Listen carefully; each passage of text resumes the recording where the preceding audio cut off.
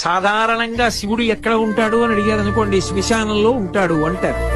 శ్మశానంలో ఉంటాడు అన్న మాటని జాగ్రత్తగా అర్థం చేసుకోవాలి. నిజానికి ఆయనకి శ్మశానంలో ఉండవలసిన అగత్యమే లేదు. అనుశాసనిక పర్వంలో భారతంలో పార్వతీదేవి అడిగింది, శంకర, బ్రహ్మాండమైన కైలాసం ఉంది, ఎందుకండి అక్కడ ఉంటారు మీరు శ్మశానంలో? అయ్యో, 2 కారణాలకు ఉంటారు పార్వతి. నేను అక్కడ ఉండకపోతే పిశాచాలు మొదలైనటువంటి ఉగ్రభూతాలు ఇళ్లల్లోకి చొరబడిపోతాయి.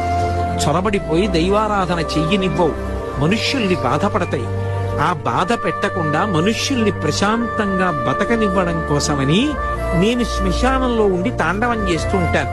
అవి నా తాండవం చూస్తూ అక్కడ కూర్చుంటాయి. అక్కడ కూర్చుంటే ఇక్కడ వీళ్ళు సుఖంగా ఉంటారు.